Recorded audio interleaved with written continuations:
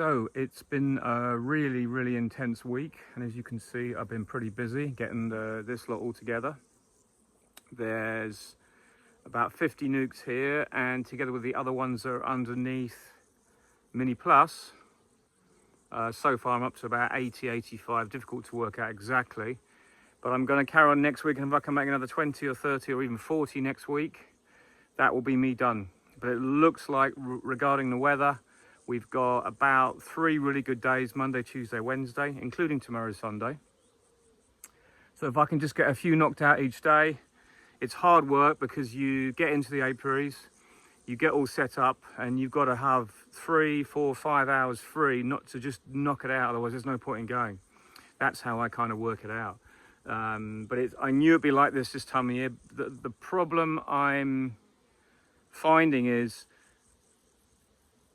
there's no issues with anything, it's just the time it takes.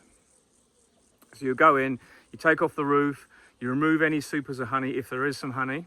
And I've got some good news. There is some honey where the buckwheat was that I showed you a couple of weeks ago. So we've got a couple of hives with 2 supers on, for example. So there'll be a few kilos there, which is great. What I'm saying is, when you get to the apiary, there's a lot to do. You take off the supers. You then got to you then get your nuke out, make that ready, find the 3 frames of bees and brood. If you find the queen early enough, great. If you don't, it's turning into a bit of an epic to find her. And in most cases, I've been finding her. And then I'm cutting out, as I showed you in my last video, a place for the queen cage. She goes into that cage. And I am obviously caging my queens now so that they can all have a brood break, which is my way of controlling the Varroa, so that all the Varroa mites within 24 days will basically become phoretic. Now I say 24 days, it's 28 days for drones to hatch, but there's less and less drone comb in the colonies now. And the whole idea is, if you release the queen on day 24, you can vape once and you will get approximately 98% of all the mites that are in your hive. And if you vape again, the last drones will have hatched, and the queen, with the eggs she's hopefully relayed by then, the Varroa that are running around frantically on top of the brood won't be going underneath the brood yet, because they're still at that stage where the larva isn't the right stage where Varroa would profit from being underneath it, and then before it's capped over. So you've got quite a good window. So we release the queens day 24, day 25. So it's around then, and nothing's going to be perfect. The problem I've got is, obviously, some of my apiaries I've done straight away, and I'm going to be about a 2-week lag between the first and the second, which will help me when I go around doing my treatments. But I'm just going to soldier on. So you can see these nukes here. I've just brought these here yesterday, and there's a couple there at the back. There was 3 there, 9 here. So there now, I needed some more staging. I run out of room here, and I've got a little bit more room. I've got some more staging to bring from home as and when I make more nukes. But I brought that over. I had these here last night. They were all, it was cloudy yesterday when I made the nukes, and you could see a couple of them went a bit crazy. There's one there's a bit overflowing with bees, which is good. They'll sort themselves out. There will be a bit of drift, but the whole idea is, what I was going to talk about today is giving your bees returning messages, so that when your bees and your queens come back to your nuke, they're less likely to drift, and that returning mated or hopefully mating queen will be able to go back to the right box. Because we've had a lot of rain, the grass is continuing to grow, which for the queen, if you think about it, it doesn't matter, because she looks out the box when she leaves, and she circles around a bit, then she goes off. So a lot of the boxes I put on different colors, and I know that the blue and the green is visual to the bees, so I'm hoping that this is going to be much better for them. In other years I've had poor mating. I'm trying to give them more of a clear message from when they come back from their mating flights.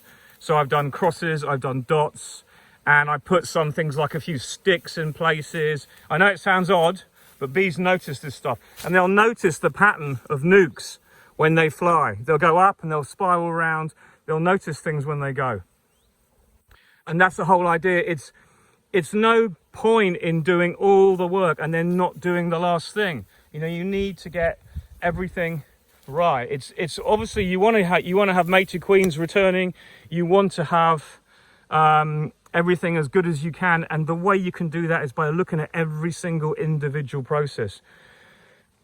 I mean, you know, I've done a lot on the incubator, I've done a lot on that, and that's one of the ways you can make good queens. It doesn't mean you have to put your queens in the incubator. I just find, for me, that I like putting my queens in the incubator because it means that I know they've hatched, and I always have 1 or 2 out of a batch of 40 for some reason that don't hatch, and I don't want those 1 or 2 to be in one of these boxes, which means I've then got to sort them out after. So the other day I harvested all the queens from there that were ready to harvest. The rest were left because they either were queenless, or they needed shaking out, or they were put on top of a nuke, like that red one there in the center. So there, that makes up, I think I've got 17 of those nukes at home, and I've got 9 here. So in total, I've got about 80 nukes, as I said. So overall, when you put all the nukes together I've made, I'm starting to build a good amount of nukes for next year.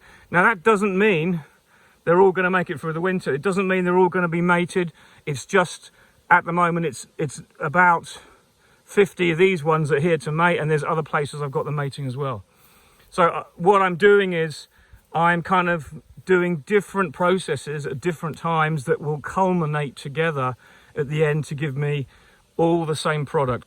I will make quite a few more nukes when I finally finish my last cell building in just over a week, because my cell builders, if they're strong enough, will be divided up, and then my finishers that are strong enough will be knocked in half, and they will be given. Those 5 frames in the top and the bottom will either be moved to one place or the other, and the net result is 2 nukes. And then it gives me the time to feed like mad, to give them time to mate and make sure that they're mated and laying before hopefully the end of August, because that then will just give us time. Now, it's always a lottery, it's always a gamble. You've got to do whatever you can to get, you know, we've had such a rubbish year this year that I'm just now at this point where what I'm doing is I'm just carrying on head down, backside up, as they say, and getting all this knocked out. Whether I've got any money because of my honey crop is another thing. We're starting to harvest the honey the week after next. These have had about an hour to settle down now after I've opened them. You can see the bees on the front are slowly going back in the box. I like to make them strong this time of year, and the other colonies have so many bees in. So I consider in Brittany here, bees are a resource this time of year, not to go off to the heather, because we haven't got that here. I consider them a resource that I can utilise to make my splits with. So that's where I'm profiting from our particular setup here. Whereas other people who take their bees to the heather need every single bee they've got. Unfortunately, I'm pretty handy at raising a few queens, and that's what I've been doing. And these queens that are going to go in here now, as I was saying just before, I've had these for about an hour. They've been in boxes already, completely confused. They're going to start to settle down now, and they're going to suddenly think, right, we need to raise a queen. So this is the time I come in, usually 12 to 24 hours later, and put in that virgin queen. If I wasn't putting in a queen today, or maybe tomorrow, I'd then be thinking, right, I'm going to leave them 7 days, go in there and cut out the queen cells, and then give them a queen 2 or 3 days later. And then they'll definitely accept her. But there seems to be this period now we're all talking about where the best time to introduce a cell or a queen or a hatching cell is initially after they've lost their first queen. And you move them to a new place that completely throws them, but you give them a good feed, all those feeders are going on, and then you introduce a queen at the same time, and it kind of masks the introduction. There's no reason for them to get rid of her, because at the moment they're almost begging to make things as good as they can, so they're going to accept that queen for now, and then she'll take over, and then she'll go out for mate, and everything's good. So now I've got to get these virgins in. I had some that I banked because I had so many virgins hatching out last week. I put 32 in the bank, and they've all seemed to have survived. So they're all in. Running around. What you have to remember is these ones were the banked ones, and they are super feisty. And I find when I put these in, I undo the cap and I put the cap underneath the paper or the cover on the top of the nuke, and I wait till they've run out themselves, because I find quite a few can take to the air and fly. So you've obviously wasted a good queen that you've banked and spent a lot of time getting it ready. So with the other queens I've got 6, there's 13 to do. I've got 6 from the incubator. It was the last ones that hatched out yesterday. They'll go in as well, and they're a bit easier because obviously they're a bit slower to come out. If you get an overload of finished cells coming out the finishers at the same time, you can bank them. You don't have to just panic and just try and make the nukes. I've given myself a little bit of time by doing that. And as I said, when I introduce, even if there's a running virgin, in other words, the ones that have been banked, the banked ones will have syrup on top of the frames as well, and then I put a feeder on as well. So they're immediately forgotten about by the bees, because there's a lot of work to do in the colony cleaning up the syrup, and there's still that period of confusion anyway. So you're basically giving them everything they need and more, and they soon forget things, and suddenly it's all better.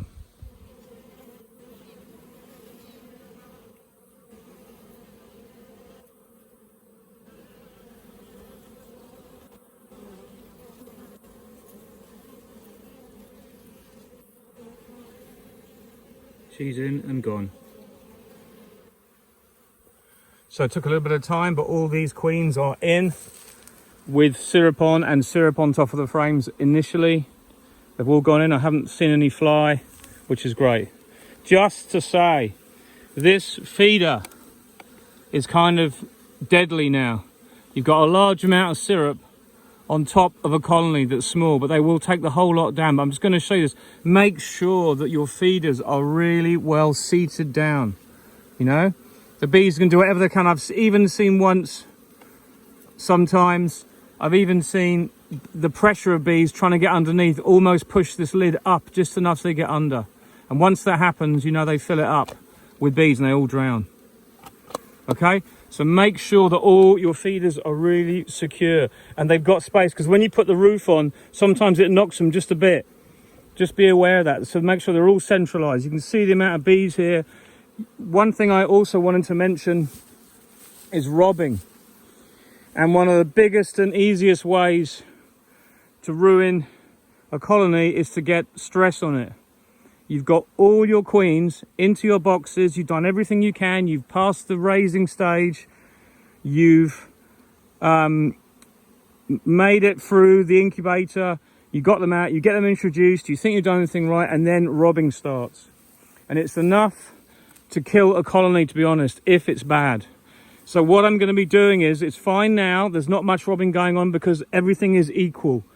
There's no, I've been careful not to spill any syrup, and the syrup we have is basically fructose, and it's got very, very little odor in it. But what you need to be aware is, once the robbing starts, you really are on a slippery slope if you're not careful. So what I'm going to be doing is I'm going to be reducing these entrances down and leaving just a gap on one side of about 2 centimeters, a tiny hole, just that much there. Now, they don't like it at the start. You need a little bit of smoke when you do it. When you put, I'm going to use sponges. They don't like it that much, but at the end of the day, if everything is the same, they all have a small entrance, it makes no difference. Because you've got to do every single thing you can. It's a combination of things that are going to get your queens back in those boxes mated. It's not going to just happen through luck. Luck doesn't come into this. We always say, well, you can always get a bit of luck in it and it helps. But at the end of the day, you've got to really concentrate on feeding, careful introduction, the right size colony that's strong, bees that aren't too aggressive, and maintain that feeling of well-being in the colony. Keep them well fed. Give them pollen sub if they need it. If not, give them a pollen frame if you can, or lots of nurse bees. That all helps. There's plenty of food available. You've got more chance of that queen becoming accepted. Get her in the box, and then make sure the box is secure. Don't leave it open to attack. Don't spill syrup when you're filling up feeders. Be really careful and take your time. It's so critical, all these little things that we do right now, because this is basically like a tinderbox. If we got serious robbing here, it would erupt, I can tell you. Yesterday where I was working, it doesn't even bear thinking about. It looks like it looks like we're going to go really warm in about a week and a half, like really hot.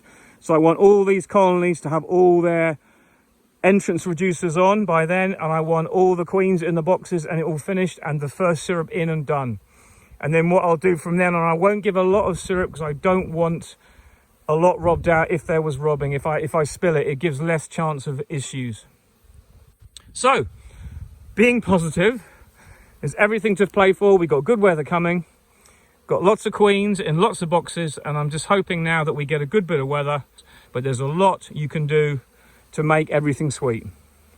So, on that note, have a good weekend. I'll speak to you again soon. Bye-bye.